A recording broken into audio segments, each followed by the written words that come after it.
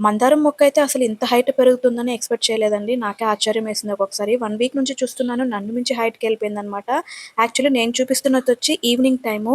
Morning కోయాల్సిన పూలు నేను బయటికెళ్ళి ఇంటికొచ్చేసరికి లేట్ అయిందని చెప్పేసి ఈవినింగ్ టైమ్‌లో కోస్తున్నాను. అప్పటికి కూడా ఎంత ఫ్రెష్‌గా ఉన్నాయో మీరే చూస్తున్నారు గదా! ఇక్కడ మనం చేయాల్సిన పని, ముఖ్యమైన పని ఏంటి అంటే, ఆ ప్లాంట్స్‌కున్న యెల్లోగా ఉన్న ఆకులనైతే అప్పటికప్పుడు తుంచేసేయాలండి. అప్పుడే మనకు కొత్త చిగుర్లనేది వస్తుంది. దీనికోసం నేను స్పెషల్ కేరింగ్ అంటూ ఏం తీసుకోనండి. ఆ యెల్లో కలర్ ఆకుల్ని మొత్తం తుంచేసుకుంటాను. అదే విధంగా వాటరింగ్ కోసం అయితే నేను బియ్యం కడిగిన నీళ్ళు, అలాగే బోన్ మిల్ 15 డేస్ వన్స్ వేస్తాను. దీన్ని తప్పించి నాకు స్పెషల్ కేరింగ్ అంటూ ఏమీ ఉండదండి. ఇప్పుడే రీసెంట్‌గా అయితే నేను పచ్చిమిరప చెట్టు అయితే తీసుకొనొచ్చి పెట్టాను. 1 వీక్ అయింది. ఇప్పుడే ఫ్లవర్ వచ్చి అందులో చిల్లీ అయితే కూడా వచ్చేసిందనమాట. మీరిక్కడ చూసారంటే దగ్గర దగ్గర రెడ్ కలర్ మందారం పువ్వులు 4, 5 వచ్చాయనుకుంటా. ఇంకా నా దగ్గర పింక్ కలర్‌లో అలాగే మిద్దె పైన ఉన్న ప్లాంట్స్‌కొచ్చేసి వైట్ కలర్ ఫ్లవర్స్ చాలా ఉన్నాయి. సో, ఇవి కోసేది కూడా నేను ఈవినింగ్ టైమే అనమాట. ఇవి కూడా చాలా ఫ్రెష్‌గా ఉన్నాయి. సో, ఇక్కడ నేను చెప్పిన విధంగా పైన ఉన్న ప్లాంట్స్‌కి కూడా యెల్లో కలర్ ఆకులనేవి మొత్తం తుంచేసుకోండి. ఆకులనేవి మనకు ఫ్రెష్‌గా గ్రోత్ అవుతాయి. గ్రోత్ అనేది చాలా బావుంటుందని నాకొకరు సలహా ఇచ్చారు. అదే విధంగా తులసి మాత ఉంది. ఇంకా మందారం పూల రకాల్లోనే మనకు చందనం కలర్‌లో వస్తుంది కదా ఒకటి. సో, అవి కూడా 2 ప్లాంట్స్ అయితే ఉన్నాయి.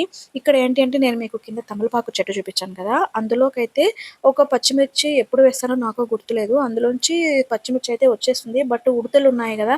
అవి వచ్చి కొరుక్కు తినేసి ఎళ్ళిపోతున్నాయండి. మీరు వీడియో స్టార్టింగ్‌లో ఆ తమలపాకు చెట్టు ఉంది కదా! అందులో మీరు చూసారంటే ఓన్లీ కాడలే ఉంటాయి. ఆకులన్నీ ఉడతలు తినేస్తున్నాయి గాయ్స్. నాకేదైనా ఒక ఐడియా ఉంటే ఇవ్వరా? నేను చూపించాను గదా! బాల్కనీలో గ్రిల్స్ ఉన్నాయి.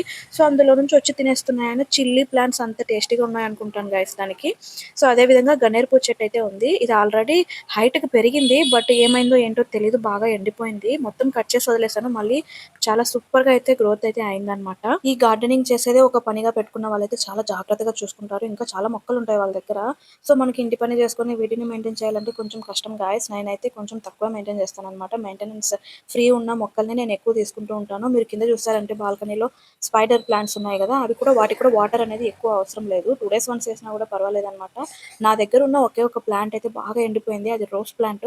ఫ్లవర్ అయితే కొంచెం రెడ్ కలర్‌లో వస్తుందనమాట. అది ఎందుకలా అయిందో కూడా నాకు అర్థం కాలేదు. ఏదైనా టిప్స్ ఉంటే చెప్పండి గైస్. అలాగే నా దగ్గర ఉన్న ఈ ఫ్లవర్స్‌లో మీకు ఏది నచ్చిందో కామెంట్ అయితే చేయండి. వీడియో నచ్చిందంటే లైక్ చేసి ఛానెల్‌ని తప్పకుండా సబ్స్క్రైబ్ చేసుకోండి. Thank you for watching guys. Bye bye. See you for next video. ఇది వచ్చేసి మన మినీ గార్డెన్ వ్లాగ్.